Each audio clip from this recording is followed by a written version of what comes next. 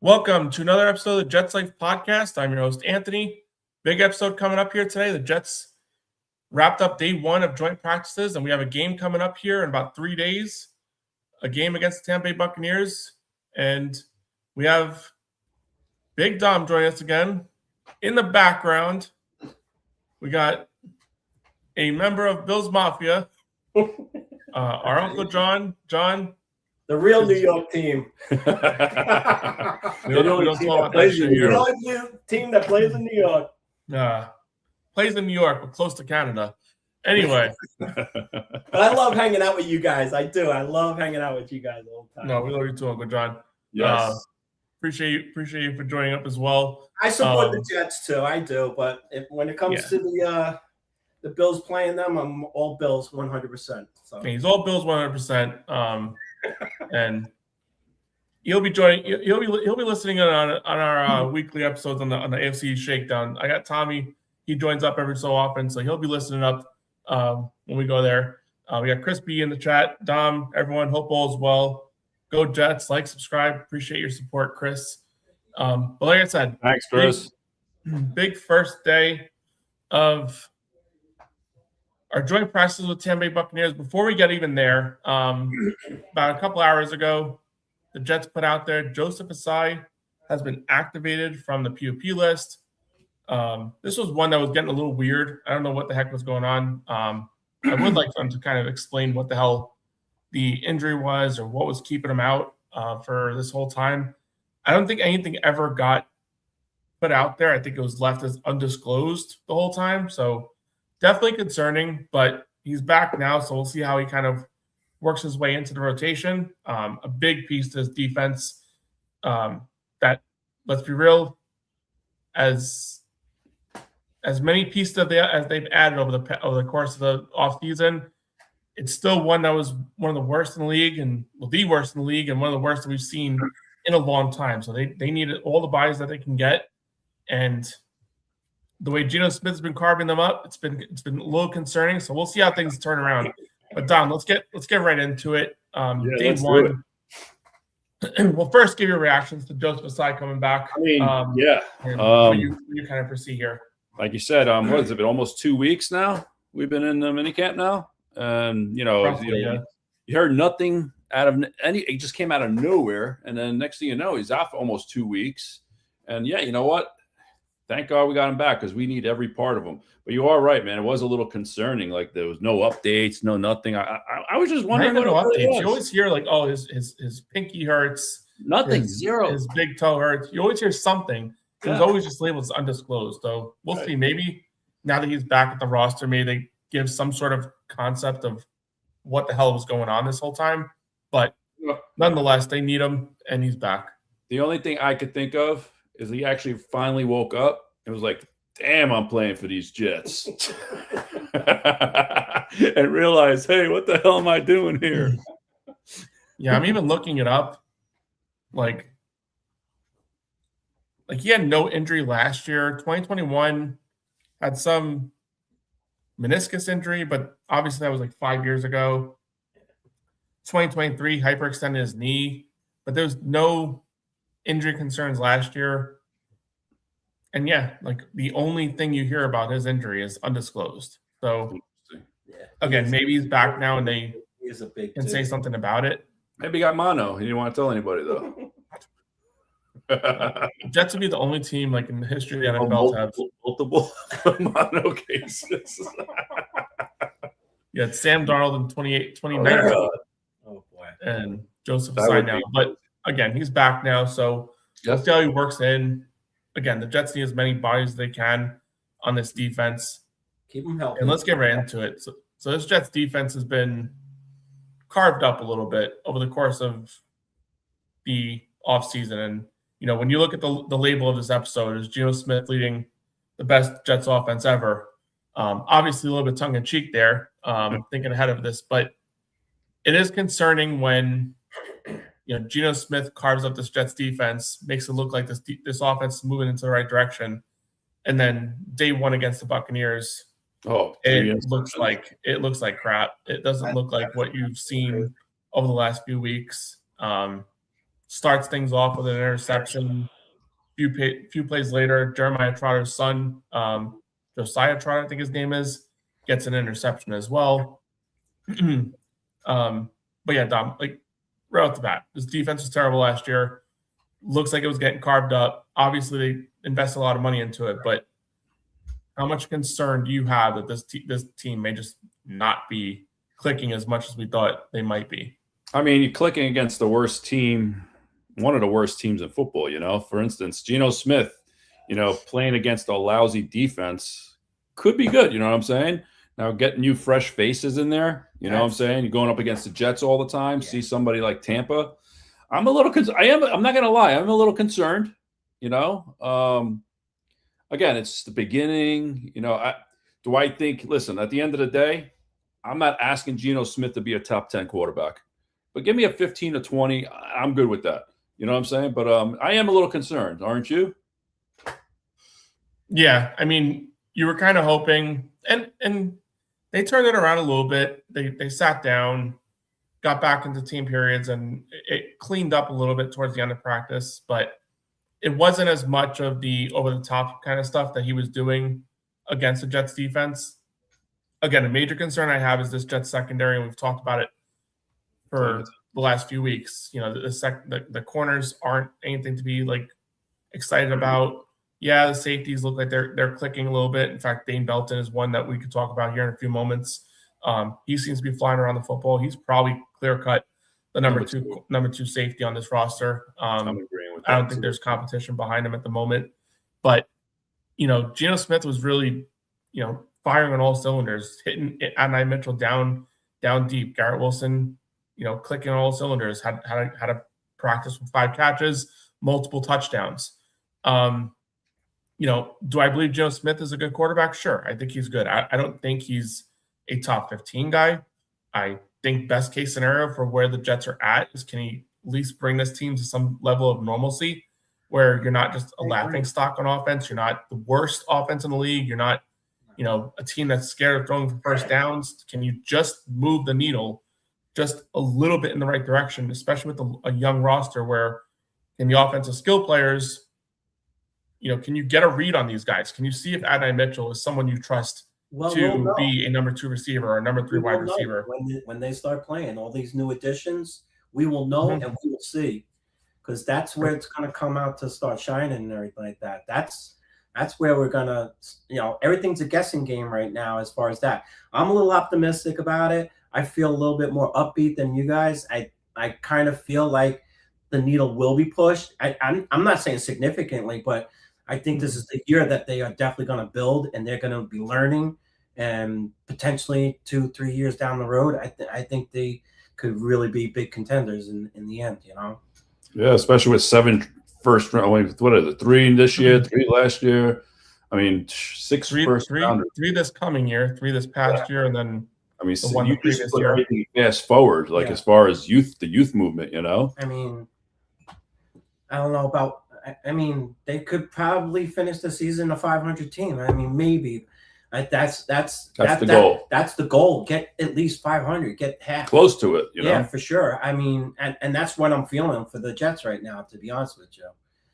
I think there's some good room for them to start growing for sure. You know, on the whole part where, you know, like, you know, the Jets need to finish 500. I mean, listen, this is Aaron Glenn's. This is it. Shit will get off the pot. Sure. If they don't win 8 games this year, I think he's gone, and that's just it. I mean, I wouldn't say 8 games is the mark. It's how they get to 8 games too. I mean, it's how, but you can't tell me like, you know, he won 7 games, doubled the win total from the prior year, and he's fired. I mean, this is still a team with a lot of holes, a team with a lot of young players playing key positions. But he's got to show more than he did last year. I mean, I agree totally. Absolutely. We'll see. It's way too early to kind of say, is he gone? Is he going to be here? It's kind of a moot point. We got to see how these games play out before we reach that point. But the Jets did release their initial depth charts, and let's talk about this a little bit. Nice. I didn't even see this yet. Yeah, I didn't either. So it's hard to read here. But Slaughter's to the left. We know that. Yeah. So here's the offense to start. shock, surprise, surprise, Garrett Wilson, Omar Cooper, your starting wide receivers on one side, Adonai Mitchell and Isaiah Williams, your number one and number two receiver on the other side. Mhm. Obviously, this doesn't label out slot receivers or whatever have you, so there's gonna be a lot of stuff going on there. Not much surprise there. The biggest question there is who's your 5 and 6? Is it Arian Smith, Tim Patrick, and are one of these other guys going to make a name for themselves? I think right now it's just chalk. I think everything here makes a lot of sense from wide receiver, even tight end. I mean, it's basically chalk. Do they cycle these guys in for a game here, a game there, and then whoever starts producing, that's how they're going to make the decision? I don't know. I think your top 4 are just set in stone. I don't think there's much there. Your tight end room, I think that's pretty much chalk as well. There's really not a lot of surprise on offense. I guess the one surprise you would say, if anything, is number 3. Isaiah Davis seems to have somebody on his back. Yeah. It's not just clear cut Isaiah Davis, which is a little bit of a shock. But when your biggest concern on the offense is your number 3 running back, I'll take it. Yeah, I think you'll take it. Kate Klubnik, the only area on this depth chart where I'm a little concerned about, and I'm not like overly concerned, is number 2 quarterback, right, and number 1 center, Josh Myers. You know what I'm saying? If I had to pick something there, I mean, those are the only 2 areas of concern right now. Because listen, we're one injury away, one rolled ankle away to see Klubnik in there. And honestly, the kid's we not talked right. about this a couple weeks ago, Dom. Every team is in that situation. Yeah, but it's just scary. There's nothing you can do to prevent that. No team has 3 Hall of Fame quarterbacks as their first, second string, and third string quarterbacks. No, I get it. So I mean, at the end of the day, a team lose their starting quarterback, they're probably not going to finish the season strong. It's just the way it is. Yep. We still got a fullback on our team, dude. Where the hell this? Yeah, Beck is down there, second row to the bottom. I'm looking at it. Not bad. Yeah, he was there last year too. We're gonna run the power eye. Shit. I don't know how much he's going to see on the field. I think the tight end's going to get a lot of work in there at the fullback position. Yeah, teams don't use fullbacks like they once did. No, that's not the way it was. And then over to the defense side of the ball. Kingsley, Murray, again, mostly chalk here. They have David Bailey listed as second stringer. I think that's just like a rookie thing. That's just a rookie thing they do. Harrison Phillips penciled in as a starter. You work down Jawan Briggs, Mozzie Smith. This is the depth charts going into today. Like, for instance, I know when Tavondre Sweat is back, he's going to be starting. I mean, he's listed number 4 right now. They have him down there as 4th. He's not your 4th string guy. Yeah. David Onyemata. So they have it labeled a little weird. 3 interior defensive linemen. I guess they're just going with like that 3-4 front type of style here. It looks like it. You're right. Yeah. Onyemata, Darrell Jackson, and then obviously Devondre Sweat. So those will be your 5, I would say, probably your defensive linemen, interior guys that they're going to keep on board. And then your edge guys, Osai, Will McDonald, Bailey, Kingsley, and Anibari. So you're at 4 guys. Yeah. Who knows who the 10th guy is? Probably Mozzie Smith, but he hasn't shown too much to be excited about. And then you get to your linebackers. Again, it's all chalk at this point. I don't know that there's many surprises here. Probably the biggest surprise I would say, probably the biggest surprise of anything I would say, is the fact that Dane Belton has kind of really emerged from on the practice field. I wouldn't really say his depth chart presents it, because it says he's in a tie with Cisco and Malachi Moore, which I think is a lie. I haven't heard Malachi Moore's name once this entire training camp. I haven't heard Cisco. Nothing. Yeah, which Cisco, I mean, we'll see. I mean, if he shows a little bit what he showed 3 years ago with Jacksonville, that's a different story. But that's a long time ago. His last year in Jacksonville wasn't promising. His first year with the team cut short by an injury, but even when he was on the field, it wasn't promising. You'd have to really get back to 3 years ago's form, and you really can't trust that that's going to be the case. But they're in a weird situation where he just ends up probably being the guy that you got to keep around, just because you need to roster 3 or 4 safeties, and he'll probably be one of them, unless they do something finicky with some of these corners. But I like how they have AZ Thomas there. like I said, not many surprises there. It seems right. I mean, AZ Thomas is on there. Where they're going to roll it out, to be honest with you. I mean, like I said, the only thing they're basically putting every position on here again without many surprises. And I mean, it's not even released by the team. To be real with you, it's so are they required to release an injury to the player? I mean, do they have to let that be known, or maybe it's just best sometimes you don't let some things out sometimes? I mean, I'm not sure how it all works as far as like HIPAA is concerned and shit like that. Like, right. But generally speaking, the thing I would say is if it wasn't required, then why would you disclose it ever? You know, right. I think it is required. I think there is a level of disclosure, but I mean, sometimes like if they're not listing the injury, it's like why not? Like, or like you said, it leaves the mind to wonder, like what is going on with that player, you know? Yeah. True. I feel like they are required. I'd have to look into it because it always starts off with the injury report. Right. Every freaking everything. Right. And I know that they're required to list players on injury and probably are required to say what the injury is. Because if they weren't required, like, why would you say, oh, this guy's shoulder hurts? Isn't that putting a target on the other team? Okay.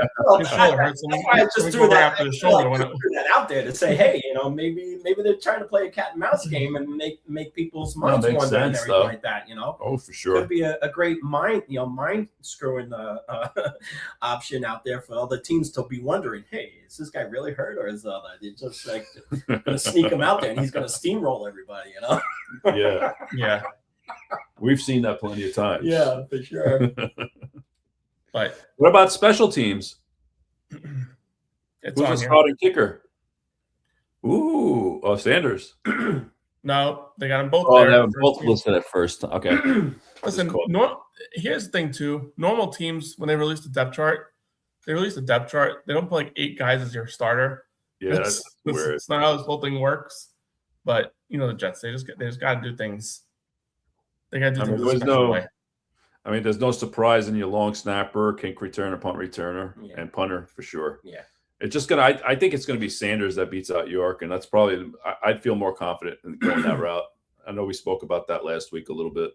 I think so. I mean, yeah, you gotta go with the experience there. I think a tie goes to the veteran in that situation, but we'll see how things shape out. But yeah, I want to talk on Dane Belton because I think for clear reasons why we should. Safety's been a position that Jets are ignored for far too long, and they attacked it on day 1 and day 2 of free agency this past offseason, signing or trading for Minkah Fitzpatrick, giving him a big contract, and on day 2, working out a deal with Dane Belton, a guy that we kind of initially thought was probably going to be, in play for your third safety, in three safety looks. We still had hopes that they would attack the draft at some point and address safety there. They never did.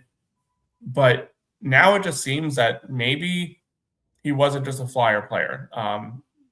What's it called? Aaron Glenn talked about today. He had some familiarity with him out of college.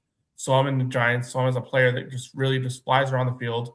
He's there for PBUs constantly, and maybe we just need to work on getting him a step ahead of the curve to make that extra play and make those plays. And he really does seem like he's fit the part of what Glenn wants out of a safety.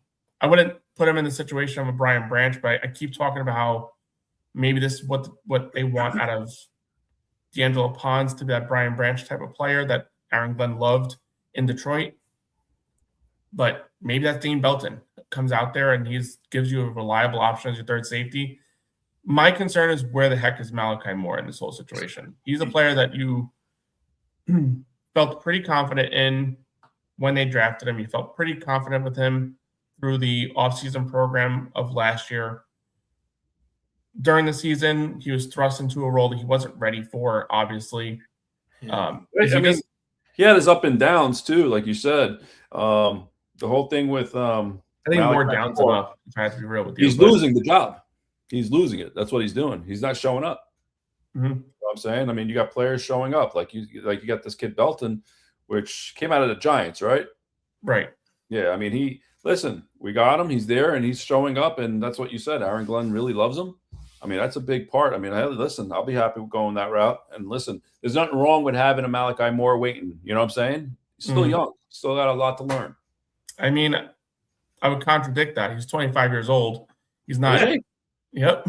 So, so he was a 24-year-old rookie? Holy crap. All right. I mean, I'm not saying that's old by any means. Well, I know what you mean, though. You know, we're a couple geezers ourselves, but I wouldn't kind of paint out there. He's a 20-year-old rookie, 21-year-old second-year player that still has time to develop and learn. You know, he's probably, let's be real, based on his age and based on where he's at right now, he's probably not a player that you really see developing into a long-term starter. He probably gets a contract that's middle teens type of thing if he gets a second contract, and then he's out there and flying off into the sunset into retirement. He's a lot closer to that than being a household name at safety. How long has Belton been with the Giants before the was he drafted by them? Was that a 4-year player? He was drafted by them, and then probably did his whole 4 years there. So he's got experience. This is not a guy that doesn't know the job. Like, no, he's got experience. Like, this is the guy, you know. Yeah. I don't know too much about him either, to be honest with you. What was it saying? I'm actually looking at something. So Dane Belton is only 1 year older than Malachi Moore. But he's on his second contract. Oh wow, it's 5th year then, right? Yeah, it should be. Yeah. So that kind of tells you where Malachi Moore is on this whole landscape. Oh yeah. So again, the concern I have overall with this whole situation is that, you know, we saw the safety position as getting better with the expectation of Malachi Moore would be somewhere as that second safety option and Dayton Belton would be your third option. It seems like that safety room that we've grown concerned with has maybe thinned out a bit because Malachi Moore is not where you thought he was going to be. I thought it was a little alarming when the Jets brought in Cisco and paid him that contract. There wasn't a lot, sure, but I thought it was a little alarming that they felt the need to do that, because for you to feel the need to do that, what does that say about your two other safety options? Kaka. So it's again going back to like the whole topic of this conversation is this defense really, right? Is it something we should be more concerned about than maybe we're showing at this time? You know, I think that again, we haven't even seen the preseason game yet, you know, and I don't think you're going to really notice it until the season starts, because even in preseason, you're not really going to tell, you know. No. It's really going to come down to the first couple of weeks of football. You know, I mean, there's really nothing you could do. I mean, I guess we're going to have to wait till like the first wave of cuts come along and pick up somebody off the waiver wire, something like that to upgrade it. But you're really not upgrade. You're taking a wild shot with that. You know what I'm saying? Yeah, I mean, you're not going to find a Quinnen Williams every year. You know what I'm saying? Yeah, that's all they refer to as well. Every so often you'll find a Quincy Williams, but the number of times you find a Quincy Williams, there's 10 other times you find someone that you're probably going to cut in 2 weeks anyway. Yeah, exactly. So, you know, and then we just lose. What's his name too? Our 7th round. No, the other kid. What other kid? Payne. I saw he got injured. I wasn't too familiar with. I think he's out for the year. He might be out for the season. I heard. I'm not 100%. That's what I heard somewhere. I mean, I got to be honest with you, I wasn't really like kind of banking on VJ Payne, to be honest with you. No.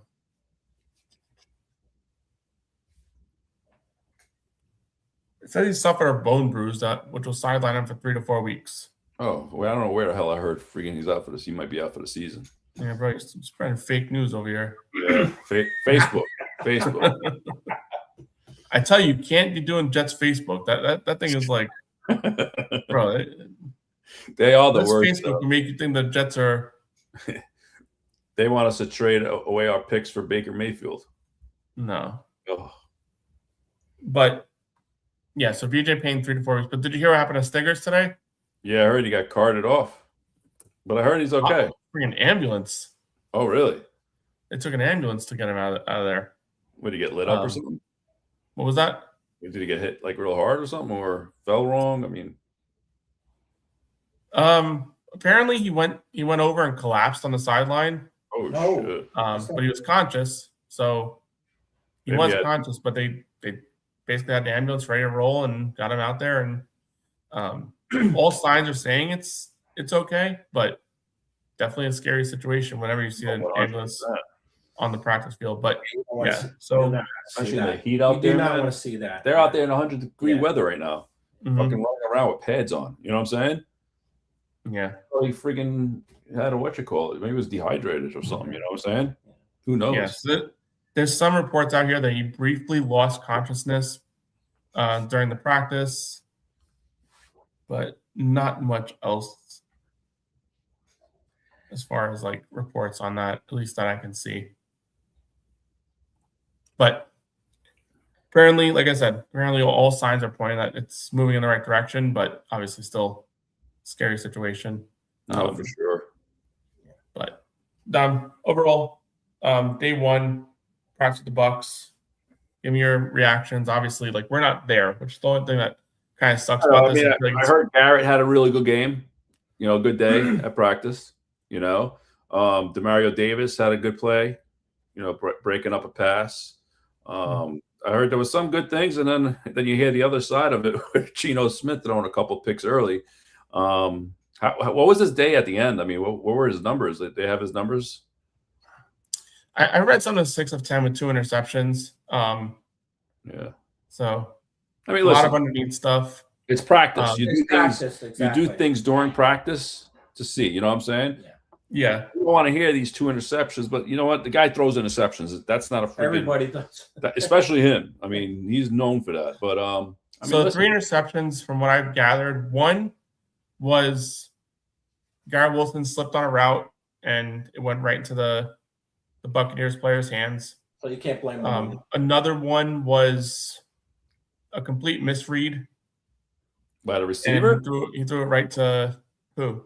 Was the receiver misread or was it Geno's misread? Geno's misread. Oh, okay. And threw it right to the defender. There's been reports there was defensive holding on the play, so in a regular game situation would have gotten held back, but yeah. Regardless. And then the third one, I don't really know the details on that, but still alarming. Did you get any interceptions? What was that? Did the Jets defense get any? I think I saw one by Belton, if I remember right. All right. Hey, we got one. I'm not 100% sure. Because that'll be the first one we get one against another team in a long time, besides us. Mm-hmm. Yeah. Yeah, because I mean, unless we got some in last year's training camp, I wouldn't know. Actually, let me take these. I don't go that far back. It's all just alarming. But yeah, some other stuff to come out that I just wanted to kind of point out, and I think so. Obviously, the fighting is a big storyline to come out of this day. There was a few fights. There was Membu with, I don't know if it was Diaby or on the Bucks. Yeah. Oh, nice. There's a few fights there. David Bailey got into it a few times with Luke Gadecki, offensive tackle on the Buccaneers. And there was a third one too. I heard too. I forget who the interaction was on that one. I think it was Aaron Glenn and Bowles. No. that would have been hysterical, dude. But no, those guys are boys. They're paisans. So. Yeah, they're big paisans. I think that they were. I think he was a coach when Aaron Glenn was still here, or something like that. I think so. They were talking about it a little bit. You know, yeah. He was coaching. The one thing I'll say about the fighting, I think it's like a double-edged sword, right? Like the Jets have been. The Jets have been a joke for far too long. Yeah, they've lacked any sort of. What was that? We're getting bullied for so many years, dude. That's what I was going to start off with. Yeah. The Jets have been a joke far too long. They've been pushed around, laughed at, just steamrolled week after week. And when the stuff is going on and you watch the games being played, you almost wonder if anybody even has a pulse. So I think they'll rise above Miami this year, though. Yeah. So from that aspect, I do like the personality, I guess, that they're actually kind of working their way into it and showing a little bit of an attitude. John Simpson started really last year. I think last year was like the first year it really felt like when something was going wrong, someone stepped up and said something. Membu did it as well last season a couple times. You start seeing a little bit of a turn towards some sort of like personality, or just, you know, we don't want to deal with this anymore. Didn't really work out last year. They still only won 3 games. But I just don't see the Jets being in the basement. I really don't see them being in the I basement. hope not, man. I'm tired of this basement. I don't know. And the more and more, like, we got to see when the games start playing. I just don't know what I don't know yet. Right. Everything you're hearing, it's, you know, sunshine and roses, but the Jets have only been playing against themselves. Exactly. 3 weeks. Right. Dude, we've always had amazing camp. Always during practice, we always looked amazing during practice. Yeah. But when it came time to go against on the field, we're like the biggest laughing stock. It's like, where were the amazing practices? Where are they now? Like, that's nothing, true. Zero. That is true. That's true. You know? Yep. But yet again, last year we had no quarterback, really, if you think about it. Zero. I mean, we had my God, that's horrible. I joke around, but like literally, like, glory for the Jets this year would be, can you be like one of the 25 best offenses in the league? Hey, dude. 25 out of 32. Can you? Yeah, we'll be 7 better. We'll be 7 better than the other team. You know what I'm saying? Like, can we just not look like idiots out there? Can we just look like we know, like, you know, what happens on first down, what happens on second down, who's on first, what's on second? Can we just like get to that level of ingenuity? How many times watching a game last year, seeing the way they lined up, you knew exactly what they were doing. Like, they never ever, like, they were so predictable. Right. And that's why these teams, like, because just abused us. Yeah, they projected their movements before they doing it. So hopefully with Frank Reich, he'll throw a little bit of confusion, put men in motion, line up. I think it was better last year. But here's the thing with Reich, and you got to understand, he's not a guy that does a lot of motion. I've heard that he's doing some motion this training camp. I heard it is something that's been presented in training camp, but it's not generally something that you've seen out of Frank Reich over his history. So if you looked at his last year in Stanford, not that it was great, but he took a lot of his coaches here with the Jets. And if you watch the way they were playing, they did a lot of movement. You know, they were doing a lot of 12 personnel. Look at Sean McVay. Dude, that guy's 12 personnel all the way. You know what I'm saying? But the things you're going to do in college are different than the things you're going to do in the NFL. Like, I know. You don't run a college offense in the NFL. We've seen that out of Chip Kelly. It doesn't work. Yeah. So I would say, maybe he's kind of enhanced his profile a little bit, but I think we got to be prepared that maybe, you know, there's going to be games where you're like, oh, why is nobody moving? And that's just been his norm historically. Yeah. Maybe he's adapted, sure, but again, it's one of those things where I can project that the Jets are going to be, you know, the top offense we've seen in a long time based on Garrett Wilson's abilities and based on what Adonai Mitchell can be, and what based on Omar Cooper, what he has the ability to be, based on Kenyon Sadiq, he could be a freak of tight end. We can go on and on about where there's potential, but we've seen none of it. The only thing that's a proven commodity on this entire team is Garrett Wilson. I wouldn't even say Breece Hall. 1,000-yard season is not enough for me to say. No, I get it. I get that too. You know? So the only thing and even Geno Smith to an extent, like, you know, he had a couple 4,000-yard seasons a few years ago. Yeah, Oakland sucked last year, sure, but he was also the guy back there. Yeah. Does this room that's better on paper than what Oakland had last year enough to bring him back to what we saw 2 years ago? That's what we all hope, but there's a lot of projection that we just can't just like tie ourselves to. And the fact that we saw against a weak defense last year, our defense, him doing it, gave us a little bit of optimism.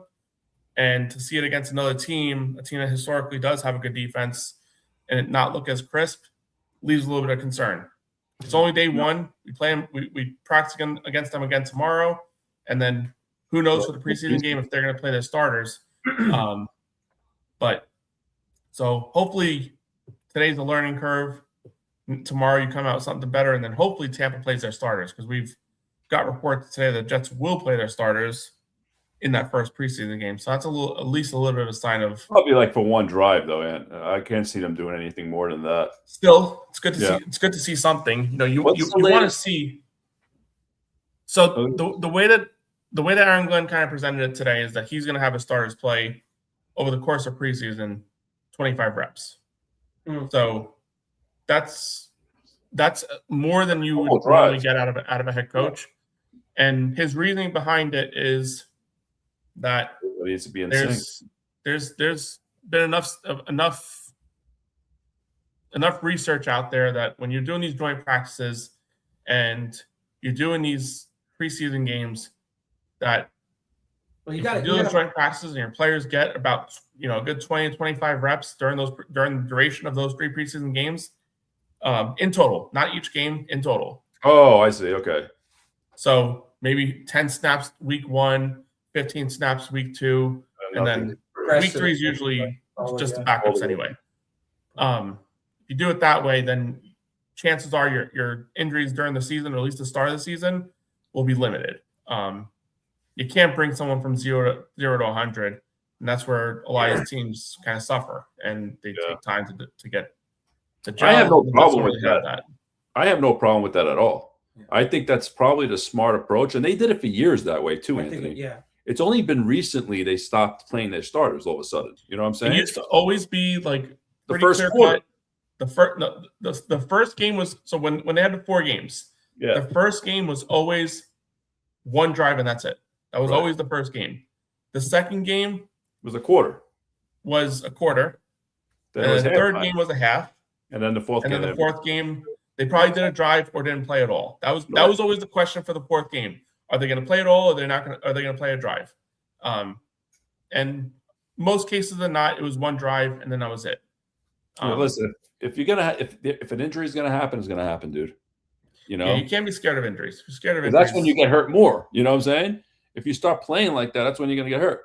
What's the latest news on D'Angelo Pons and Kenyon Sadiq? What's going on there? You heard anything? So I did see something pop up on D'Angelo Pons, but I don't think we have like much of an update.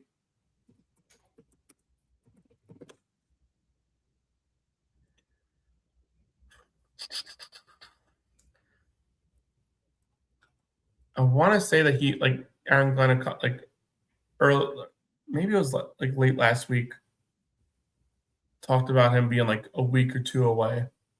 Okay.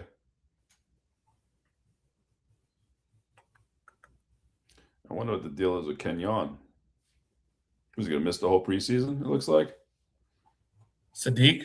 Yeah. I think they're both about a couple weeks out. I think even Sweat, I think he kind of lumped them all in the same kind of update. I mean, because otherwise he would have put them on the PUP. You know what I'm saying? I think there's something with that. Like,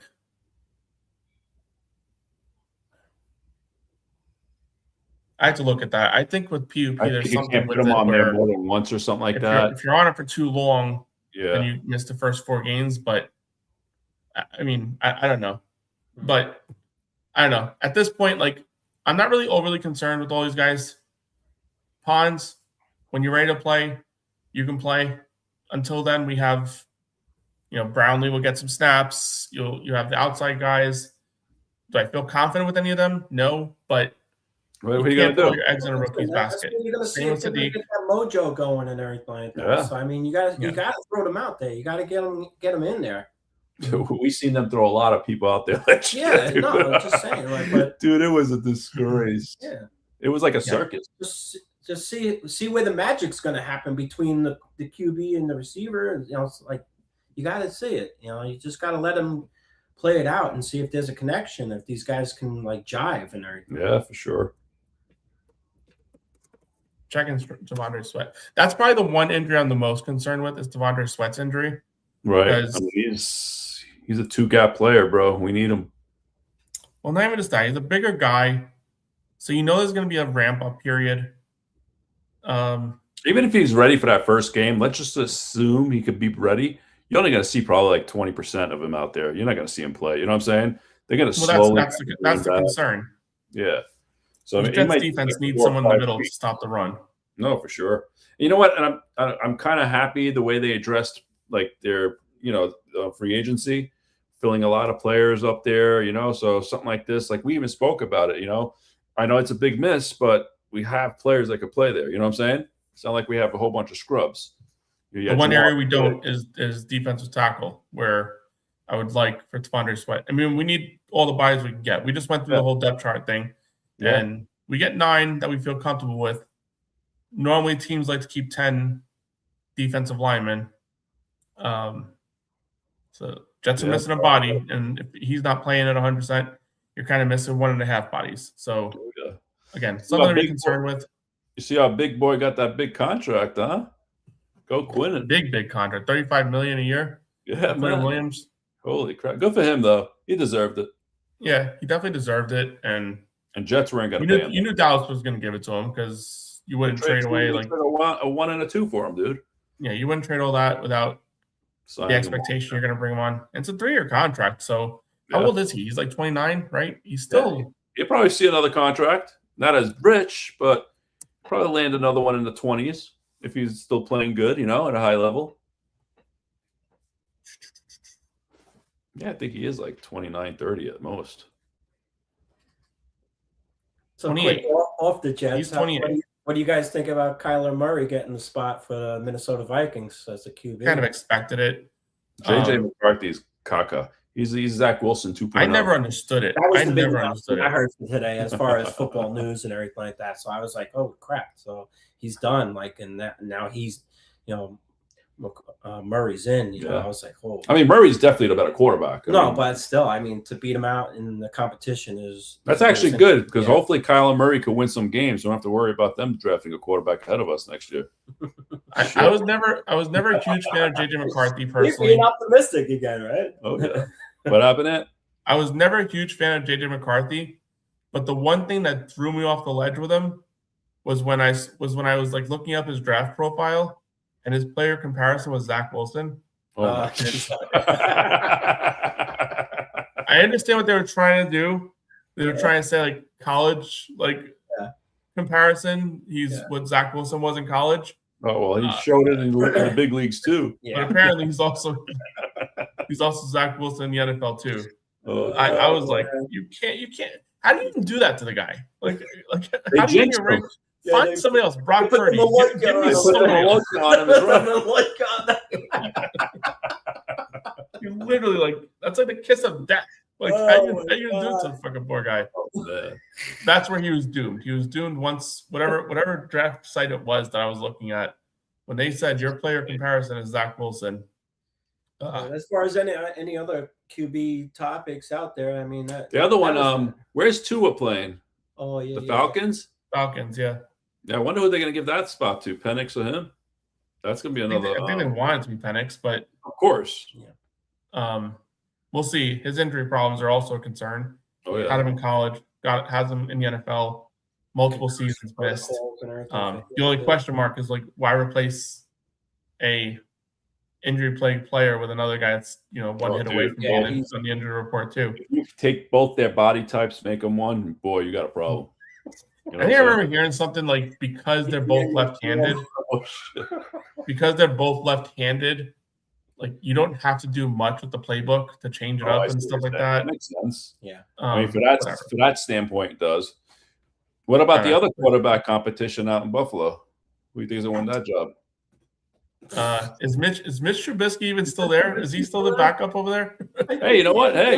Hey, he did his job when he came out. He laid up the Jets that one game. He torched the Jets with 33 yards on the one play. I mean, he's no Doug Flutie, but still. Oh man. I don't know. There are really many other quarterback competitions. I mean, what's the news out in Vegas? You would have. It's not a competition. I think they would just start Cousins in the beginning and slowly. I mean, if you're going to do it right, they're not saying much out there either. But if you're going to do it right, you trot Cousins out there for the first 4 weeks and go from there. That's why you should do it. Cardinals, I guess you consider quarterback competition, but who's there? That's Brissett and Minshew and Beck. That's gonna be it's gonna be Brissett. I mean, there's no way about. Yeah, that. I mean, he's been back to promising in the opening game, but again, it was against third stringers and fourth stringers. He still looked good. Yeah, I like Brissett. How old is Brissett? He's got to be like early 30s, right? Yeah, I would say so. He was a rookie the year of the 28-3 Patriots Super Bowl year. That was the year that that was a while ago. Brady got suspended the first 4 games, whatever. Okay. Garoppolo played like the first 2 or 3 games, and then he played the last game of his suspension. Oh, interesting. So that was what, 2017, 2016, something like that. Damn. Yeah. 8 years. So he's been in the league for a while. So he's got to be definitely early 30s. Cleveland, Shador and Deshaun Watson. I mean, well, actually, see, that's you. You're right. Cleveland. I mean, what's going on there? I know they have a whole bunch of schmoes. Yeah. I don't know. That's like. I mean, I would have to give it to Deshaun Watson. I mean, come on. You paid that guy all this money, man. Go out there and just give me one good year. You know what I'm saying? That's all I'm asking for. I don't even think they want the good year. Like, I think they prefer just to. Well, no, they got a Pro Bowler in the backup. Nah. They got Shador. And then the last one. Didn't he make the Pro Bowl last year? What happened? Didn't Shador Sanders make the Pro Bowl? Nobody goes to the Pro Bowl anymore. So yeah. I think even like Justin Fields got offered a spot for the Pro Bowl, and he said no. Yeah. Yeah. A lot of big names turned it down.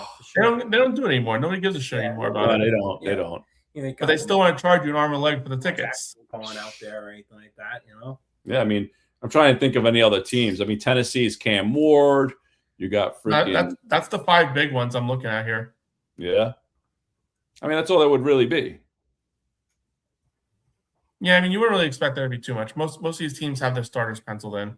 What's the saying over in Indy? Is Daniel Jones going to be ready for Week 1? He's practicing and everything. Yeah. Is he even out there practicing? Yeah. Oh, he has been? Interesting. You see what AJ Brown did to Gardner today? Yeah, what's your thoughts on that? I just think Gardner slipped. That's all. It's one bad rep, whatever. It's not even that serious. But maybe he's got the Colt curse, bro. I don't know. I'm just saying. You're talking about a Colts curse, and we're on here on a Jets podcast. Shit. Oh. Hey, listen. That's why I'm optimistic. I think they're gonna rise. I think they are gonna rise above. I want Indy, I want Dallas, and I want Green Bay to all take a shit this year. All take a shit. I've never been a fan of Dallas. I would love to make the playoffs and have those teams take a shit. Dallas Am I right or wrong? That would be like the ultimate dream, dude. That would be. Dallas. I mean, sure, but fact of the matter is, we got to see what this team is all about. I know. We're thinking way ahead of the game. Reports are reports, and see today wasn't a good day when you got your first chance against another team. My prediction is the Jets will be above Miami this year in their division. That's not saying much, because Miami could win 1 game next year. Maybe 2, and the Jets finish 3, 4. Oh God, that would be a typical Jets season. You suck, just not enough to get the first pick. Yeah. And then we've sucked over the last 15 years, and even so far behind that. They haven't had the first pick since 98. Yeah. Or 90, no, not 98, 96. That was the year we drafted Keyshawn. Yeah. I loved Keyshawn. Yeah, but he didn't love us. You got the fuck out. Yeah, we got 2 firsts for him. We just love trading our players away, dude. Story of our life. You get a good player. That's where they learn. They learn down in the basement, and then they go off to do bigger, better things, right? Yeah. We don't get many good players, but when we do, we trade them away. Yeah, we do. It's like the guy. I don't always drink beer, but when I do, I get Dos Equis. We don't always draft good players, but when we do, we trade them away. Oh man. Be thirsty, my friends. So where are they playing this Jet game? They're doing it on the NFL Network? I think it's on Prime, actually. Oh, really? Not Prime. I mean, Peacock. Fubo. So who's playing in the stadium first? Is it going to be Jets or Giants this year? Giants. Giants this Regular year. season Giants. Yeah. We play week 2 there. Okay. Green Bay Packers. I wasn't too sure about that one. That's our home opener. Yeah. I'll tell you right now, and you'll know right off the bat what the Jets are going to be next year. Like if they're even legit. Not anything legit, meaning they're going to make the playoffs or not. But if they come out and freaking get steamrolled by Tennessee, bro, it's going to be a long fucking season. I'm telling you that right now. They better not get steamrolled. Huh? They better not get steamrolled. That's what I'm saying. If that were to no, happen, it's not on Peacock. What I happened? was reading something the other day. It said it looked like it was going to be on Peacock, which I thought was weird. Why? No, I think it's Fubo. It's going to be on Fubo.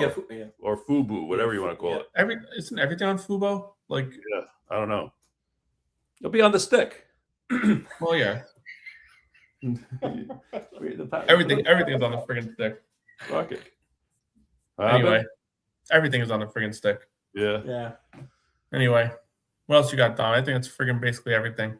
Yeah, I mean, honestly, I'm pumped up. I know it's only preseason, but I want to see these guys. I want to see what they got a little bit. You know, I want to see a little bit out there. You have to. I like to see the first team go out there. I want to see the first team, do something really good with the ball, move down the field. No turnovers. Yeah. Defense come out, play against their starters, play decent. Don't go deep. No injuries. Don't go super deep or anything like that. Just get the routes out, And that's it. Yeah, just play basic football. Yeah, for sure. What do you think, Ant? Just don't look like idiots. It's basically the moral of the story. So, dude, hold on.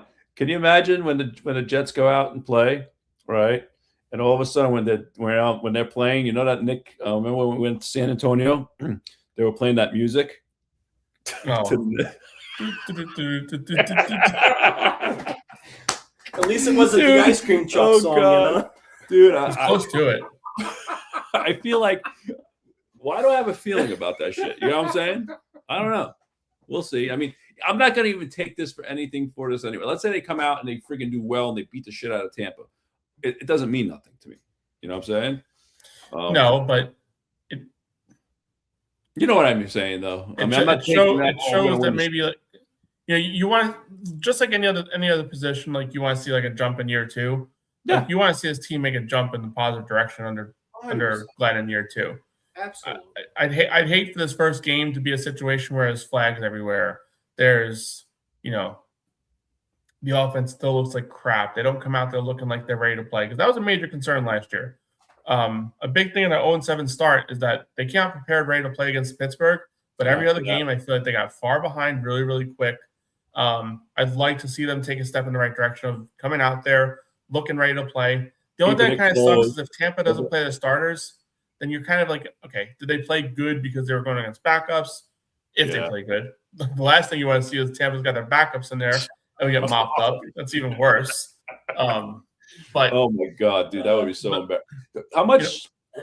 How much playing time you think like the rookies are going to get in this first preseason game? Like, for instance, I'll say the names now. Like, for instance, Bailey. You think he's going to get more than 10 reps? I mean, I think Cooper. I think when you talk about starters getting like 25 reps, whatever, you're talking about like contributors. Like, even like in today's NFL, it's not like you don't have 4 stars on the defensive line. You have like 8 stars on the defensive line because of your rotation. Rotate. So, a player like Darryl Jackson, who's like kind of like a lot of him. You'll see a lot of him. Omez Cooper. Yeah, I mean, obviously, like that kind of situation. Yeah. Trying to think. What about AZ Thomas?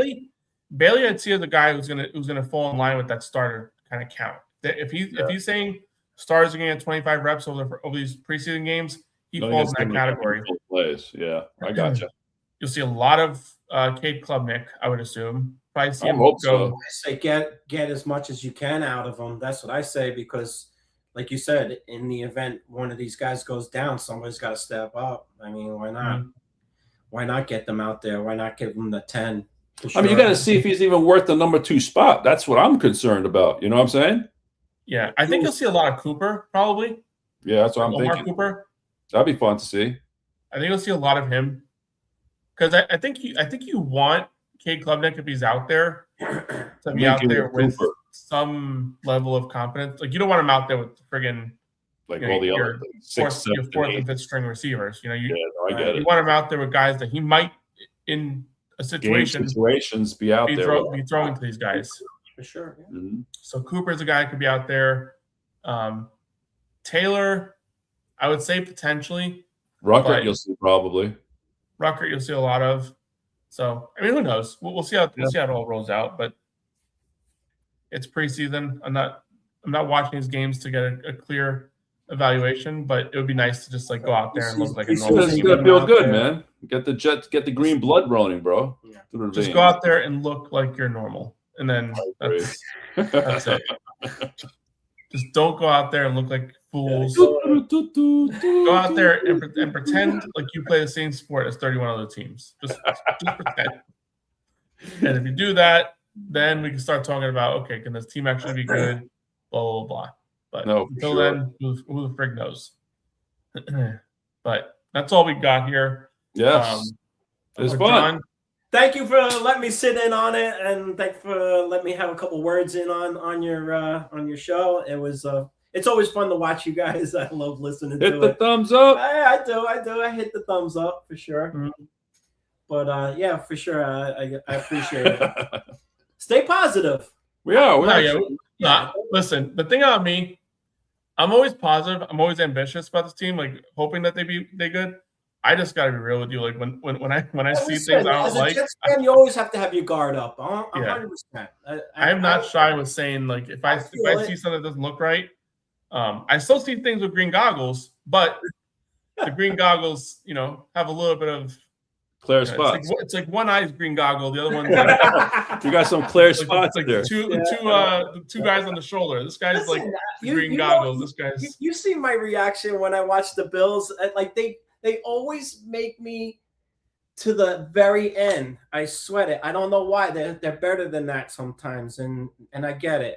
I have to have my guard up, and I guess as a fan, you have to have your guard up 100%. Always, yeah. But the bottom line is keep positive. Let these guys play. Like let this new blood come in. Let's see what they have to offer.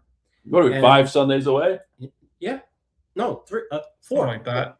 No, 5 Sundays. From game 1 Sunday, right? Yeah, yep. For sure. That's right around the corner, dude. I'm excited. I was actually thinking today, like, we were less than 5 weeks. We're still more than 5 weeks. Yeah. Damn. Well, you got that Thursday night game. They're doing a game Wednesday, you said, right? Yeah. So Wednesday and Thursday we were talking about. Yeah, I watched the Cardinals game the other night.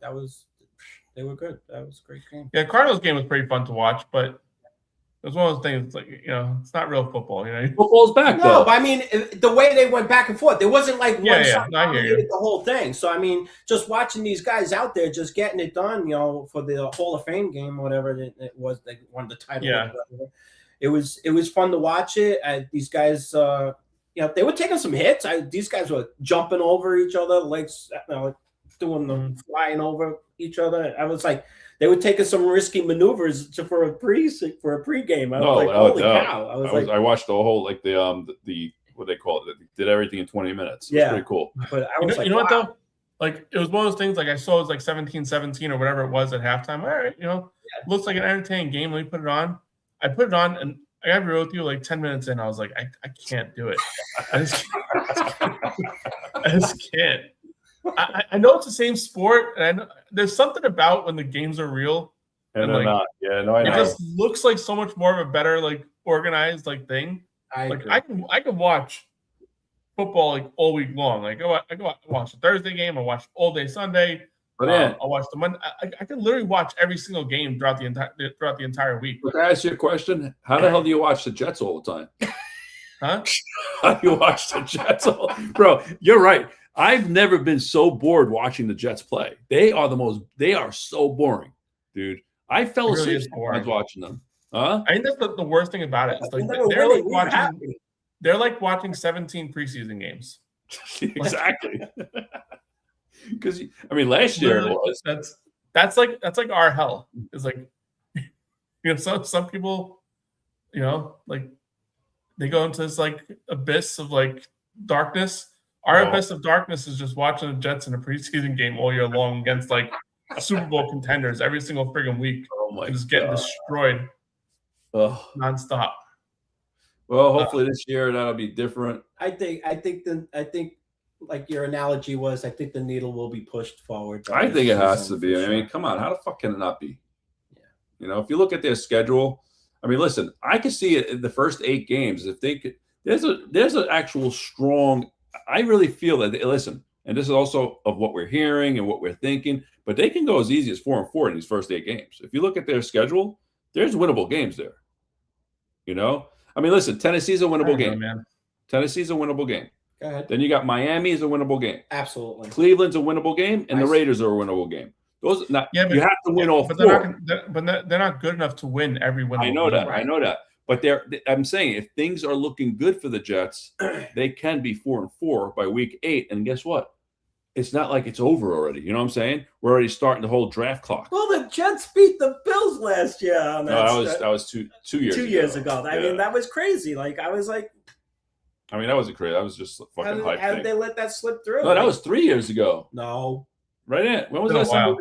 3 years. Yeah, the Zach Wilson game. Yeah, we didn't beat them. We didn't beat them with Rodgers. No, we beat them 3 years ago. Zach Wilson. Yeah. First game. That was the last time we beat them. Technically a Rodgers game, but yeah. 3 years ago. Shit. No, 4 years ago. No, three. 3, yeah. Rodgers' first year. Yeah. That's all we got, bro. That, bro. I'm good. I'm ready. Let's go Jets. Yeah, the Jets play a first game in 3 days. September 11th, 2023.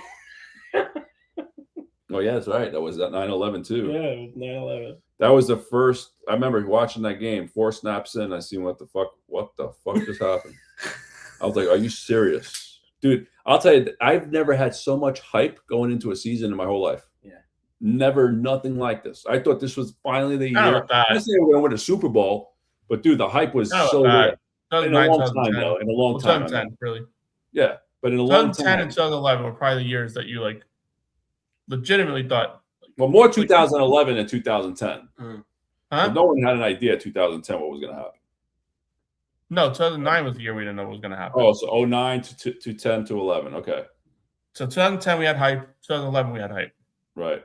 And then the wheels fell off, and ever since, imagine that we went to an offseason having hype, a 15-year playoff draft. That's. And I tell you, and then 2015, there was I don't know how the hell they missed the fucking playoffs, but fucking Fitzpatrick. Yeah. Unreal. Against Rex Ryan. Thank you, Rex. Shit. That's what happens. Yes, sir. Again, thank you so much. I appreciate it. It was fun. Get the likes. Everyone, thank you for joining.